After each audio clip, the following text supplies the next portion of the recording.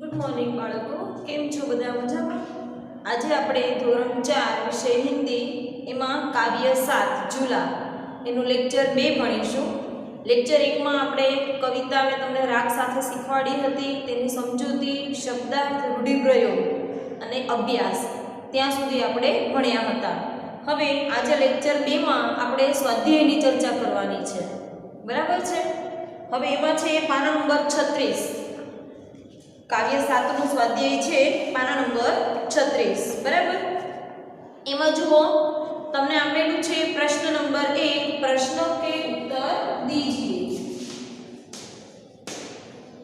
प्रश्न नंबर 1, प्रश्नों के उत्तर दीजिए. प्रश्नों जवाब लखो. बराबर? એમાં પહેલો સવાલ શું છે? જુઓ, દરેક જણ પોતાના પુસ્તકમાં જોતા જશે અને હું તમને જવાબ કહું છું એ તમારે બરાબર ધ્યાનથી સાંભળવાના છે. પહેલો સવાલ છે, લડકા અમ્મા કો ક્યા લગાને કો કહેતા હૈ? તો તેના જવાબમાં આપણે લખી શકીએ કે લડકા અમ્મા સે झूला लगाने को कहता है. શું આવે? લડકા અમ્મા સે झूला लगाने को कहता है. પછી બીજો પ્રશ્ન છે, લડકા કિસકો છૂને કી બાત કરતા હૈ? તો આપણે તેનો જવાબ લખી શકીએ લડકા આસમાન કો છૂને કી બાત કરતા હૈ. શું આવે? લડકા આસમાન કો છૂને કી બાત કરતા હૈ. પછી ત્રીજો પ્રશ્ન છે, ઝૂલા કોણ કોણ ઝૂલ રહે હૈ? હિંચકા કોણ કોણ ખાઈ રહ્યું છે? तो तेनो जवाब આપણે એવી રીતે લખી શકીએ કે झूला लड़का, पेड़ की डाली, नीचे की धरती और आसमान झूल रहे हैं. પછી એની પછી છે પ્રશ્ન નંબર 2, સૂચના કે અનુસાર અભિનય કીજીએ. બરાબર? તમને આમાં સૂચના પ્રમાણે અભિનય કરવાનો કયો છે? તો પ્રશ્ન નંબર 2,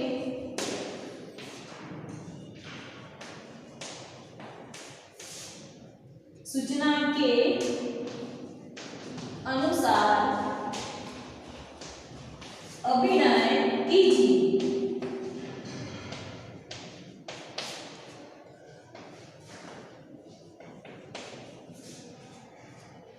तो जुओ, આમાં તમને આ તમારે નોટબુકમાં લખવાનું ન હોય, આ તમારે માત્ર ખાલી એનો અનુભવ કરવાનો છે, અભિનય કરવાનો છે. તો જુઓ, એમાં પહેલું તમને આપેલું છે કેલા ખાના. તો આપણા હાથમાં કેળું હોય, તમે તેની છાલ ઉતારીને આમ કેળું ખાતા હોય એવી રીતે તમારે અભિનય કરવાનો છે. ત્યાર પછી છે આમ ચૂસના. આમ એટલે કે કેરી. તો આપણા હાથમાં કેરી હોય, તમે કેવી સરસ મજાની આમ એની ધોળીને આપણે કેરી ચૂસતા હોય એવો અભિનય કરવાનો છે. ત્યાર પછી છે રાખી બાંધના. તો સામે ભાઈને બેસાડીને કંઈ ન હોય, અત્યારે તો રાખડી આપણી પાસે ન હોય પણ હાથ રૂમાલ હોય તે લઈને તમારે અહીંયા રાખડી બાંધતા હોય એવો તમારે અભિનય કરવાનો છે. ત્યાર પછી છે પતંગ ઉડાના. બધા અત્યારે ધાબે જતા જ હશો, તો પતંગ ઉડાવતા હોય એવો તમારે અભિનય કરવાનો છે. ત્યાર પછી છે ઝાડુ લગાના, એટલે કે કચરો વાળવો. ઝાડુ એટલે કે કચરો વાળવો. તો તમે ઘરમાં કચરો વાળતા હોય એવી રીતનો આપણે અભિનય કરવાનો છે. બરાબર? આ તમારે નોટબુકમાં લખવાનું નથી. નોટબુકમાં લખવાનું જે છે એ હું તમને ફોટો મોકલીશ. ત્યાર પછી છે પ્રશ્ન 3, કાવ્ય પંક્તિयां પૂર્ણ કીજીએ. બરાબર? કાવ્ય પંક્તિयां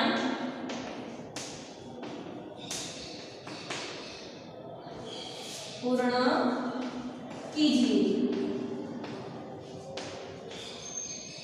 તો જુઓ, આપણે આની આગળના પહેલા લેક્ચરમાં કાવ્ય પંક્તિ બધી આપણે શીખી ગયા છીએ. ચોપડીમાંથી કવિતા મેં તમને રાગ સાથે શીખવાડી હતી. અહીંયાથી આપણે એનો એક પેરેગ્રાફ લખવાનો છે. એમાં જુઓ, તમને લખેલું છે અમ્મા આજ, પછી ખાલી જગ્યા, ઇસ ઝૂલે, પછી ફરી પાછી ખાલી જગ્યા, પછી ખાલી જગ્યા ચढ़कर ऊपर ખાલી જગ્યા, આસમાન કો મેં, પછી ખાલી જગ્યા. તો આ આખો પેરેગ્રાફ આપણે પૂર્ણ કરવાનો છે. તો જુઓ, એ કઈ રીતે થશે? अम्मा आज लगा दे झूला, इस झूले पर मैं झूलूंगा, इस पर चढ़कर ऊपर ऊपर बढ़कर आसमान को मैं छू लूंगा। बराबर, આ ચાર પંક્તિ આપણે નોટબુકમાં લખવાની છે। ત્યાર પછી છે प्रश्न 4, सही विकल्प चुनकर रिक्त स्थानों की पूर्ति कीजिए। प्रश्न 4,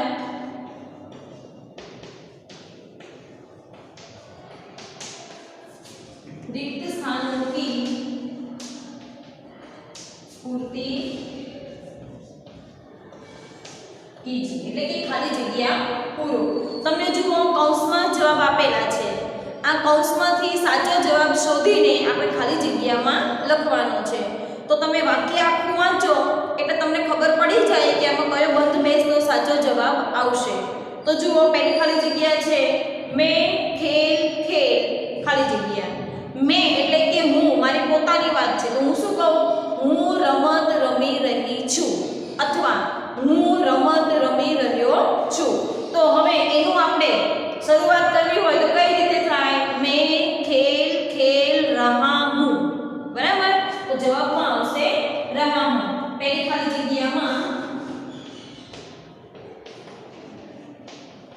रहा हूं।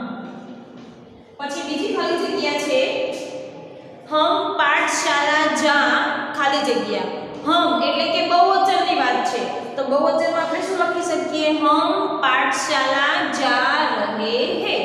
तो ये જવાબમાં આવશે रहे हैं। बराबर, ત્યાર પછી ત્રીજી ખાલી જગ્યા यह हाथी है ખાલી જગ્યા सूंड लंबी है। तो આપણે આગળના પાઠ 2 માં શીખી ગયા यह અને वह। બરાબર, મેં તમને સમજાવ્યું હતું કે यह શબ્દની સાથે સંબંધક વિભક્તિ इसकी નો પ્રયોગ થાય અને वह શબ્દની સાથે સંબંધક વિભક્તિ उसकी શબ્દનો પ્રયોગ થાય। તો અહીંયા આપણને જુઓ આપેલું છે यह हाथी है એટલે કે આ હાથી છે, એની સૂંઢ લાંબી છે તો એના માટે શું આવે, इसकी सूंड लंबी है। જવાબમાં આવશે इसकी। પછી ચોથી खाली जग्या कौवा है उसका रंग काला है। मैं हमणा ज कीधुं ते प्रमाणे जुओ खाली जग्यामां तमने उसका शब्द आपेलो छे तो कौंसमांथी आपणे कयो साचो शब्द लखवानो, वह कौवा है એટલે કે પેલો કાગડો છે તેનો રંગ કાળો છે તો જવાબમાં આવશે वह। बराबर, ત્યાર પછી પાંચમી ખાલી જગ્યા તો એમાં શું છે, ये तितलियां हैं आ पतंगिया छे खाली जग्या पंख रंग बिरंगी है तो शू आवे, आ पतंगिया छे एनी પાંખો રંગબેરંગી છે, બહુવચન છે તો બહુવચનમાં આપણે મેં તમને સમજાવ્યું હતું કે ये શબ્દની સાથે સંબંધક વિભક્તિ इनके શબ્દ આવે। બરાબર, તો અહીંયા જવાબમાં આવશે इनके। ये तितलियां हैं इनके पंख रंग-बिरंगे हैं। ત્યાર પછી છેલ્લી ખાલી જગ્યા છે वे लड़के हैं પેલા છોકરાઓ છે ખાલી જગ્યા બસતે લાલ રંગે है। હમણાં જ મેં તમને કીધું એમ જુઓ ये શબ્દની સાથે इनके આવ્યું તો वे શબ્દની સાથે उनके આવે, उनके बसते लाल रंगे हैं। જવાબમાં આવશે उनके। બરાબર, આ 6 ખાલી જગ્યા તમારે નોટબુકમાં લખવાની છે। ત્યાર પછી છે ભાષા સજ્જતા। જુઓ ભાષા સજ્જતા એટલે અહીંયા એનું વ્યાકરણ છે, વ્યાકરણમાં આપણે વિરોધી શબ્દનો પ્રયોગ કરવાનો છે। તો જુઓ ભાષા સજ્જતામાં તમને વિરોધી શબ્દ આપેલા છે આજ તો તેનો વિરોધી થાય કલ, પછી આના તો તેનો વિરોધી થાય જાના, પછી હસના તો તેનો વિરોધી થાય રોના, પછી સોના તો તેનો વિરોધી થાય જગના। બરાબર, હવે જુઓ નીચે તમને સૂચના પણ આપેલી છે કે उपयुक्त शब्द आज और कल, आना और जाना, हंसना और रोना तथा सोना और जगना शब्द एक दूसरे के विरोधी है। તમને વાંચીને સાંભળીને પણ ખ્યાલ આવે કે આ બંને શબ્દો કેવા છે, એકબીજાના વિરોધી છે। જેમ કે આજ તો તેનું વિરોધી કલ, પછી આવવું તો તેનું વિરોધી જવું એટલે કે આના તો જાના, પછી હસવું તો રડવું તો એનું વિરોધી છે હસના તો રોના, પછી સોના તો જગના। આ બધા શબ્દો એકબીજાના એકબીજાના વિરોધી છે. આપણે હિન્દીમાં સમજીએ તો વિરોધીને શું કહેવાય? વિલોમ શબ્દ. આ બધા એકબીજાના વિલોમ શબ્દ છે. જુઓ તમને પીળા બોક્સમાં આપેલું છે, जो शब्द उल्टा अर्थ रखते हैं वे परस्पर विरोधी એટલે કે વિલોમ શબ્દ કહેલાતે हैं. એટલે કે જે શબ્દ એકબીજાથી વિરુદ્ધ અર્થમાં હોય, જેમ કે હસવું તો રડવું, આવવું તો જવું, ખાવું તો પીવું, સૂવું તો બેસવું, બરાબર? આ બધા એકબીજાના વિરોધી શબ્દ છે, એકબીજાથી ઊંધો અર્થ રાખે છે, એટલે એને કહેવાય વિલોમ શબ્દ. અહીંયા જુઓ પ્રશ્ન 5માં તમને સૂચના આપેલી છે, વિરોધી શબ્દ દેकर वाक्य में प्रयोग कीजिए. તમને અહીંયા સવાલ આપેલો હોય, આપણે તેનો વિરોધી શબ્દ લખવાનો અને એ બંને શબ્દનો વાક્યમાં પ્રયોગ કરવાનો છે. તો જુઓ તમને એક્ઝામ્પલ આપેલું છે, જૈસે કે ચલના તો રૂકના. જુઓ આ બંને એકબીજાના વિરોધી છે. ચલના એટલે કે ચાલવું અને રૂકના એટલે કે થોભી જવું. ચાલવું અને થોભી જવું, ચલના રૂકના, આ બંને એકબીજાના વિરોધી છે. હવે જુઓ આ બંને શબ્દનો વાક્ય પ્રયોગ કઈ રીતે કર્યો છે? તો હમે હંમેશા ચલતે રહેના ચાહીએ. આપણે હંમેશા ચાલતા રહેવું જોઈએ. પછી હમે મુશ્किलों से डरकर रुकना नहीं चाहिए. આપણે પરેશાનીઓથી ભાગીને થોભી જવું જોઈએ નહીં. બરાબર? જુઓ આ બંને શબ્દ તમને અંડરલાઈન કરીને આપેલા છે, એટલે કે જે આ સવાલ અને જવાબ, ચલના અને રૂકના બંને શબ્દનો વાક્યમાં પ્રયોગ થયેલો છે. ત્યાર પછી પાછળના પેજ ઉપર પાના નંબર 38 ઉપર તમને એવા શબ્દ આપેલા છે. જુઓ ઉપર, પછી છે આસમાન, ચઢના અને છોટા. આ ચારેય શબ્દનો આપણે વાક્ય પ્રયોગ કરવાનો છે. प्रश्न 5, विलोम शब्द का वाक्य प्रयोग कीजिए.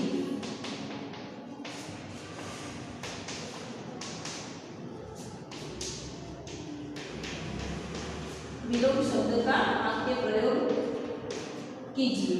बराबर? જુઓ એમાં તમને પહેલો શબ્દ શું આપેલો છે? ઉપર. તો પહેલા તો આપણે આ ઉપર શબ્દનો જવાબ લખવાનો. તો ઉપરનો વિરોધી શું થાય? નીચે. બરાબર? તો આપણે બાજુમાં એનો જવાબ લખીએ નીચે. હવે આ બંનેનો આપણે વાક્ય પ્રયોગ કરવાનો. તો ઉપર શબ્દ માટે આપણે શું વાક્ય બનાવી શકીએ? તમે તમારી ભાષામાં પણ વાક્ય બનાવી શકો છો, પણ એટલું ખાસ ધ્યાન રાખવાનું કે તમે જ્યારે વાક્ય બનાવો ત્યારે તેનો બંધબેસતો અર્થપૂર્ણ વાક્ય હોવું જોઈએ. બરાબર છે? તમે તમારી રીતે વાક્ય બનાવો પણ તે બંધબેસતું ન હોય, એટલે કે અર્થપૂર્ણ ન હોય, તો આ વાક્ય પરીક્ષામાં ખોટું પડે છે. તમારે અર્થપૂર્ણ વાક્ય બનાવવાનું. જુઓ, જો લોગ बुरा करते हैं वे लोग कभी ऊपर नहीं बढ़ सकते. એટલે કે જો ખરાબ बुरा काम करते हैं वे कभी ऊपर नहीं बढ़ सकते. બરાબર? પછી આ ઉપર માટે આપણે વાક્ય બનાવીએ. હવે નીચે માટે વાક્ય બનાવવાનું. जो लोग अच्छे हैं उन्हें नीचा नहीं दिखाना चाहिए.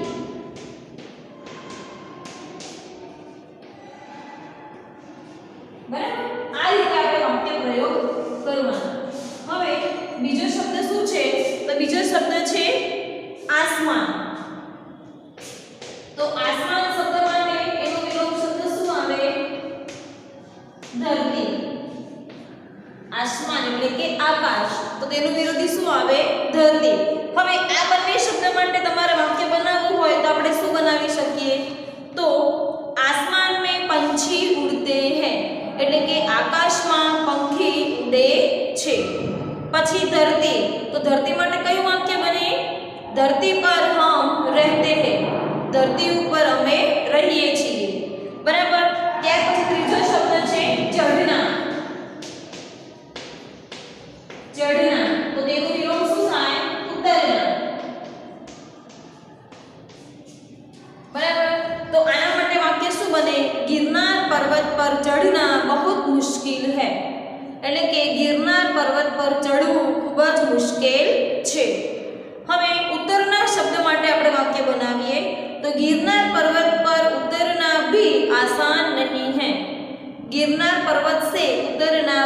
आसान नहीं है એટલે કે ગિરનાર પર્વત પરથી ઉતરવું પણ મુશ્કેલ છે, આસાન નથી. બરાબર. ત્યાર પછી ચોથો શબ્દ છે છોટા. છોટા તો તેનો વિરોધી શું થાય? બડા. બરાબર. તો હવે આપણે આ છોટા અને બડા આ બંને વાક્ય બંને શબ્દ વાક્યમાં આવે તે રીતે આપણે વાક્ય પ્રયોગ કરવાનો છે. તો એમાં આવે તુલસી કા પૌધા છોટા હોતા હૈ એટલે કે તુલસીનો રોપ નાનો હોય છે. પછી નીમ કા પેડ બડા હોતા હૈ લીમડાનું વૃક્ષ મોટું હોય છે. છોટા એટલે કે નાનું અને બડા એટલે મોટું. તો તુલસી કા પૌધા છોટા હોતા હૈ નીમ કા પેડ બડા હોતા હૈ. બરાબર. આ રીતે તમે વાક્ય પ્રયોગ કરી શકો છો. હવે જુઓ નીચે યોગ્યતા વિસ્તારમાં તમને પ્રશ્ન આપેલો છે ક કરીને. પ્રશ્ન શું આપ્યો છે કે પતા કીજીએ ઓર લિખીએ. શું કીધું છે? પતા કીજીએ